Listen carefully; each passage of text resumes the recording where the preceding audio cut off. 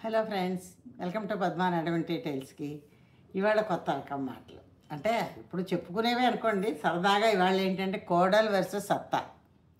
ఈ టాపిక్ మీద మాట్లాడుకుందాం. అసలు ఏంటి కోడలు ఏంటి, అత్త ఏమిటి, ఎవరి పాత్రలు ఏమిటి, ఎవరి పాత్రలు ఎలాగ ఉంటాయి, దాని నుంచి మాట్లాడుకుందాం సరదాగా కొంచెంసేపు. ఇది ఎవరి మీద పెట్టి కాదు, ఎవరి గురించి కాదు, సరదాగా నాకు ఈ టాపిక్ దొరికింది, దీన్ని మాట్లాడుతున్నాను.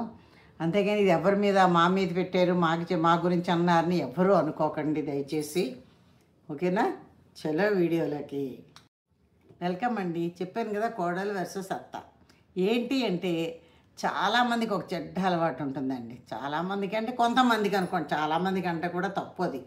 కొంతమందికి ఏంటంటే ఎంతసేపు ఏదో ఒకటి మాట్లాడుతూ ఉండాలి. ఏదో ఒకటి అంటే ఏదో మాట్లాడడం మంచి మాటలు, రాముడిగో దేవుడో భక్తో లేదంటే ఏ ఆర్ట్ గురించో మాట్లాడినంత వరకు పర్వాలేదు. కొంతమందికి ఉంటుంది చూసారా, ఎంతసేపు వాళ్ళింటి విషయాలు వీళ్ళింటి విషయాలు వాళ్ళింటికి చేరవేయడం, లేదా వాళ్ళింట్లో ఏం జరుగుతుంది, వీళ్ళింట్లో ఏం జరుగుతుంది, వీళ్ళేం దెబ్బలాడుకుంటున్నారు, వాళ్ళేం చాలామందికి అలవాటు ఉంటుంది. నాకు తెలిసి నేను వింటూ ఉంటాను కదా. కానీ దానివల్ల లాభం ఏం చేకూరుతుందో అది మన మైండ్, మన బాడీలో నెగిటివిటీ రావడం తప్పితే దానిలో నాకేం లాభం కనిపించదు. ఇప్పుడు మీరు చెప్పరా, మీరు అనుకోరా అంటే చాలా తక్కువ. తప్పదు అన్న వాళ్ళు ఎవరన్నా చెప్తే వింటాను, కానీ నా అందరి నేను ఎవరి గురించి కూడా చెప్పదలుచుకోలేదు, చెప్పను కూడాను.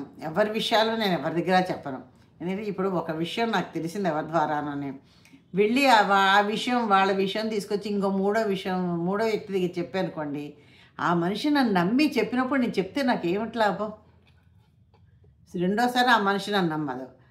ప్లస్ ఇప్పుడు చెప్పినందుకు ఆవిడేమనుకుంటుంది, విన్నావిడ, అమ్మో ఆవిడ విషయాలు నా దగ్గర చెప్పింది, నా విషయాలు కూడా ఆవిడ దగ్గర చెప్తుందో, ఎవరి దగ్గర చెప్తుందో, ఈవిడితో జాగ్రత్తగా ఉండాలి అంటే మనమంటే అదొరకమైన భావం, వాళ్ళ ఏహ్యభావం, భయము, లేకపోతే అసహ్యము, ఇలాంటి రకరకాల భావాలు ఏర్పడతాయి వాళ్ళకి. కాబట్టి ఇలా చెప్పడం మంచిది కాదు. నేను చెప్పను, గ్యారంటీగా నేను చెప్తున్నాను, నేను చెప్పను ఇలాంటి విషయాలు. అయితే కొంతమంది ఏంటి ఉంటారు, ఏదో చెప్తూ ఉంటారు. ఇప్పుడు కోడలు ఉంది, ఏం చేస్తుంది కోడలు? పుట్టింటి ముందు అత్తవారింట్లో జరిగిన ప్రతిదీ పూసగుచ్చి పుట్టింటికి చెప్పిస్తుంది. ఎవరు మన గరికపాటి ఆయన అన్నట్టు ఫోన్లు వచ్చాక ఇదో పెద్ద లాభం ఉందన్నమాట అందరికీను. ఒక కోడలకే కాదు, అత్తగారి లాభాలు కూడా చెప్తాను నేను. ఒక కోడలు అన్నా ఏమని చెప్పిస్తూ ఉంటుంది ఫోన్ చేసి, అలాగా మా అత్తవారింట్లో ఇలాగైంది అలాగైంది. అత్తగారు ఏం చేస్తుంది, కూతురు ఉందనుకోండి, కూతురికి ఫోన్ చేసి మీ వదినిలాగా, మీ మరదలిలాగా అలాగా చెప్తూనే ఉంటుంది. ఇన్ కేస్ అత్తగారు కూతురు లేకపోతే ఫ్రెండ్స్తో చెప్పుకోవచ్చు, క్లోజ్ ఫ్రెండ్స్తో చెప్పుకోవచ్చు. ఇది కామన్గా, ఇదేంటి కామన్గా జరిగేది, అందరిళ్లలోనే జరిగే విషయమే కదా ఇది. మీ ఇంట్లో జరిగిందా అని అడగక్కర్లేదు. ఈ భాష వాళ్ళకి జరిగిందా లేదా రాష్ట్రం వాళ్ళకి జరిగిందా లేదు. మన ఇండియా మొత్తం మీద, నాకు ఇతర దేశాల గురించి తెలియదు కానీ మన ఇండియా మొత్తం మీద ప్రతి రాష్ట్రంలోని ప్రతి లాంగ్వేజ్లోని అత్త వర్సెస్ కోడలు జరుగుతూనే ఉంటాయి. కానీ ఇది నేను చెప్పింది ఏంటంటే, ఎప్పుడే కూడా చెప్పేటప్పుడు ఎవరికైనాను నేను చెప్పేది, కూతురు వెళ్ళి అత్తవారింటి గురించి అంతా తల్లికి చెప్తే తల్లి ఏం చెప్పాలి, అమ్మ అది మీ అత్తవారింటి విషయం, మీ అత్తవారింటి విషయాలు మా దగ్గర చెప్పకు, నువ్వు ప్రాబ్లం నువ్వు సాల్వ్ చేసుకో, నువ్వు సర్దుకో, నువ్వు చేసుకో. అంతేగాని ఎందుకు అస్తమానం వాళ్ళ మీద చెప్తావు, నువ్వేం చేస్తున్నావో తప్పేంటో అని తల్లి మందరించవచ్చు. అలా కాకుండా కొంతమంది తల్లులు ఎంకరేజ్ చేస్తారు, అవునా మీ అత్తలాంటిదేనే, నిజమేను, ఆవిడ గర్వం ఎక్కువ, ఆవిడ అలాగే రాక్షసులా నోరు పెట్టుకు పడిపోతుంది, నీ చేత అన్నీ చేయిస్తుందా, అంతే ఆవిడ తగ్గ శాస్తి మనమే చేద్దాంలే, నువ్వు ఇలా చేయి అలా చేయని మరో 4 ఎక్కిస్తుంది ఆ తల్లి అన్నది. ఎక్కిస్తే నీ కూతురికే ఉంది, మరి 2 కొమ్ములు ఎక్కువ వస్తాయి.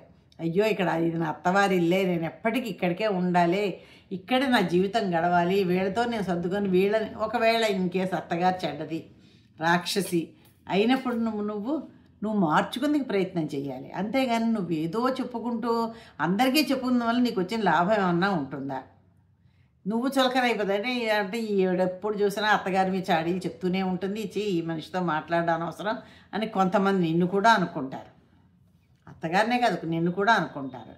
అది దానివల్ల ఏంటి, ఫ్రెండ్స్ దగ్గర అయినా కూడా నీ ఇంటి పరువు నువ్వు బయట పెట్టుకుంటున్నావు, నీ ఇంటి పరువు అంతా బయట పెట్టుకుని నువ్వు చులకన అయిపోతున్నావు. దానివల్ల లాభం ఎవరికైనా ఉందా? ఏదో ఆ తత్సాంస కోసం ఓ 2 నిమిషాలు 5 నిమిషాలు ఓ పావుగంట ఎవరికో చుత్తి కొట్టి చెప్తావు. దానివల్ల ఏమిటి, నీకు చెడ్డ పేరు, నీ ఇంటికి చెడ్డ పేరు.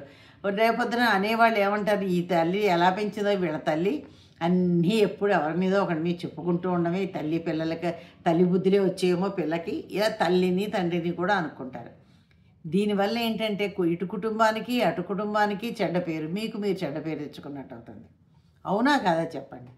కాబట్టి అది అలా చెప్పకుండాను మీకు అత్తగారు మీ ఇంట్లో నచ్చలేదు, మార్చడానికి ప్రయత్నం చేయండి. అత్తగారికి మంచిగా నచ్చజెప్పండి. అత్తగారు అలా కాదు ఇలాగ, ఇలా కాదు అలాగని లేదు. ఇంకా మీ మామగారు మంచివాళ్ళు అయితే మీ మామగారితో చెప్పి మంచి మాటలు చెప్పించి మెల్లిగా మామయ్య గారు అత్తయ్య గారు ఇలా అంటున్నారు, కొంచెం చెప్పండి మీరు దయచేసి, నాకు బాధగా ఉంటుంది అని మీరు రిక్వెస్ట్ చేయండి. ఫ్యామిలీ మెంబర్స్, మీ ఫ్యామిలీ మెంబర్స్ అంటే మీరు పెళ్ళే వచ్చిన తర్వాత ఇది మీ ఫ్యామిలీ అవుతుంది. పుట్టిల్లు ఎప్పుడు కూడా చుట్టరికమేనండి. గెస్ట్గా వెళ్తాం, గెస్ట్గా వస్తాం. ఎవరైనా పుట్టింటికి ఏ ఆడపిల్ల అయినా. కాబట్టి మీ ఫ్యామిలీ మెంబర్స్తో చెప్పుకోండి. ఎవరిలో అత్తగారుల లోపం ఉన్నా, మామగారుల లోపం ఉన్నా, మరుదులు ఆడపడుచుల లోపం ఉన్నా, మీకు ఎవరి మీద నమ్మకం ఉంది, ఎవరో ఒక మెంబర్ మీద నమ్మకం ఉంటుంది కదా, మార్చడానికి వాళ్ళతో చెప్పండి. నా ప్రాబ్లం ఇది, ఎలా సాల్వ్ చేసుకోమంటారు, మీరు చెప్తారా, నన్ను సాల్వ్ చేసుకోమంటారా అడగండి. లేదు ఫ్యామిలీ మెంబర్స్ అందరినీ కూర్చోబెట్టి మీ వల్ల నాకు ఈ ప్రాబ్లం వస్తుంది, నేను ఈ విషయాలేమీ మా పుట్టింటికి నేను చెప్పదలుచుకోలేదు, బయట ఎవరికి మన కుటుంబ విషయాలు బయటికి వెళ్ళకూడదు, వెళితే మన పరువు పోతుంది, నేనేమైనా తప్పు చేస్తే నా తప్పుని మీరు చెప్పండి, మీ తప్పులు నేను చెప్తున్నాను కాబట్టి నువ్వు రోజు ఫ్యామిలీ మీటింగ్ పెట్టుకోండి. ఎంత కామ్గా ఎంత హాయిగా అయిపోతుంది. అవునా కదా చెప్పండి. అలా కొంతమంది కోడళ్ళు ఉన్నా లేకపోయినా ఇతర వాళ్ళతో తల్లి ఒక్కతే కాదండి, కొంతమంది చుట్టుపక్కల ఫ్రెండ్స్ కానీ కజిన్స్ కానీ ఇలాంటి వాళ్ళు కూడా కోడళ్ళని చెడగొట్టే వాళ్ళు చాలామంది ఉన్నారు. ఏమని, మీ అత్త ఇలాంటిది, మీ అత్త ఇప్పుడు అత్తదంతే కొంతవరకు బాగుంటుంది, అత్త వాళ్ళ అమ్మ దాకా కూడా వెళ్ళిపోతున్న వాళ్ళు ఫ్యామిలీలో ఉన్నారండి. మీ అత్తగారు వాళ్ళ అమ్మ ఇలా చేసేది అలా చేసేది అని కొంచెం దగ్గర వాళ్ళకి తెలిసిన వాళ్ళు ఉంటే చెప్పడం. ఎందుకండి మీకు ఏం కలిసి వస్తుంది అత్తగారు వాళ్ళ అమ్మ గురించి చెప్పడం? అదే అత్తగారు మీ అమ్మ గురించో మీ గురించో అన్నదనుకోండి, మీ కూతురు సహిస్తుందా, మీరు భరించగలరా? కాబట్టి ఒకళ్ళ గురించి ఒకళ్ళు చెప్పుకోవడం గొప్ప కాదు. సర్దుకుపోతూను కోడలికి చిన్నపిల్ల చక్కగా అడగచ్చు, అత్తయ్య గారు నేను కొత్తగా వచ్చాను ఇంటికి, మీ పద్ధతులు చెప్పండి. అంతేగాని మీరు అసమాటం అరవడం మాట్లాడడం కాదు. నాకు కావాలి, నాకు చెయ్యాలంటే చేస్తాను, లేదంటే చెయ్యను. అంతేగాని మీరు చెప్పద్దు, ఇలా అరవద్దు, ఇలా చెప్పద్దు, నా గురించి ఎవరి దగ్గర చెడుగా చెప్పద్దు మీరు అని చెప్పండి. ఇది కోడలు వర్షస్ అవుతుంది. మళ్ళీ తర్వాత కోడల గురించి మాట్లాడుతుంది. ఇప్పుడు అత్తగారు ఏముంటుంది, కొంతమంది అత్తగారులు అంటే కోడలు చాలా నెమ్మదైన వాళ్ళు, చాలా మంచివాళ్ళు వస్తారు. కానీ అత్తగారికి ఏంటి, ఎంతసేపును అసలు కొడుకుని నేను 25 ఏళ్ళు పెంచాను, 30 ఏళ్ళు పెంచాను, ఆ కొడుకు నా కోడలు వశమైపోతాడేమో, నా కోడలతోటే ఉంటాడేమో, వాళ్ళ అత్తవారింటి వైపే వెళ్ళిపోతాడు, ఇలా రకరకాల అనుమానాలు ఉంటాయి. నిజమేనండి, కాదనలేదు. మీకు అనుమానం భయం ఉండడంలో చాలా సహజం. కానీ ఏంటంటే మీరు ఎందుకు పెళ్లి చేశారు? మీరు పెళ్లి చేసుకొని వచ్చి మీ భర్తతోటి ఉన్నవాళ్లే కదా. మీ అత్తవారితో మీరు ఎలా ప్రవర్తించారు ఒక్కసారి మీ మైండ్లోకి ఆలోచన తెచ్చుకోండి. సేమ్ నా కోడలు కూడా అదే చేస్తుంది కదా. నేను తప్పు చేసినప్పుడు, నేను కొన్ని వయసులో ఉన్నప్పుడు ప్రతి ఒక్కళ్ళ వండి పొగరుతోటే ఉంటాం, ఏదో ఒక తప్పు చేస్తాం. ఇప్పుడు కూడా సామెత కూడా ఉందండి, అత్త ఎప్పుడు అమ్మ అవదు, అల్లుడెప్పుడు కొడుకు అవడు, కోడలు ఎప్పుడు కూతురు అవుతుంది. ఈ 3 పాయింట్లు గుర్తుపెట్టుకుంటే మనం కూడా బాగా ఉండగలుగుతాం. అలా కాకుండా మీరు ఇష్టం వచ్చినట్టు ఆ కోడల్ని నోటికి వచ్చినట్టు అనేసి మీ కోడల గురించి నలుగురి దగ్గర చెడ్డగా చెప్పి దానికి గౌరవం ఎక్కువ, దానికి గేర్ ఎక్కువ, అది ఇలా ఉంటుంది అలా ఉంటుంది అని చెప్పున్నందువల్ల మీ కొడుకు అంటే మీ పరువు మీరు తీసుకున్నట్టే. మీ కోడల పరువు తీసేదానికి మీ పరువే, అది మీ కోడలిది కాదు, అది మీ ఇంటి పరువే. అప్పుడు వాళ్ళే ఇదే సేమ్ కోడలు అనుకున్నట్టే.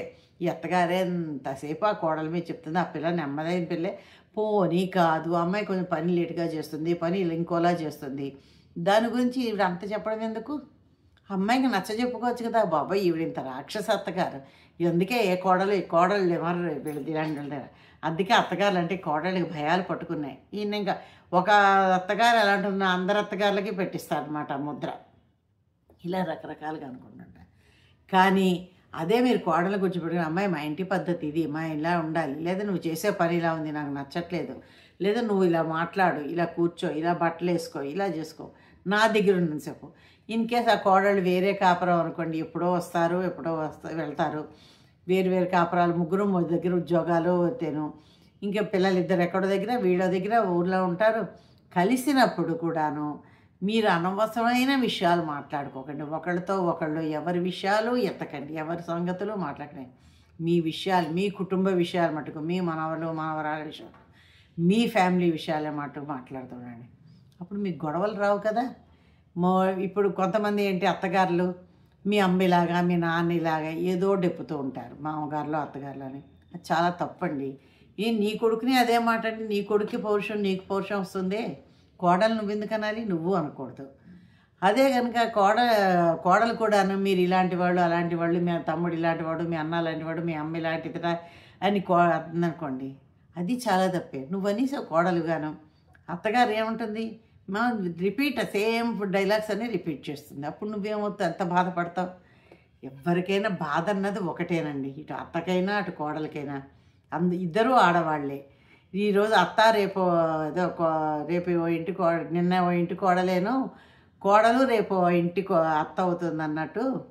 ఒక కోడలికి అత్త అవుతుంది కదా, ఈవిడ అత్త అవుతుంది, ఆవిడ కోడల నుంచి అత్త వచ్చింది. కాబట్టి ఇవన్నీ సమస్యలు అనగా ఇవన్నీగా అందరివి ఒకటేనండి. కాబట్టి ఎప్పుడూ కూడాను ఇవేవీ అనుకోకుండా ఎంత సర్దుకుపోగలిగితే అంత సర్దుకుపోండి.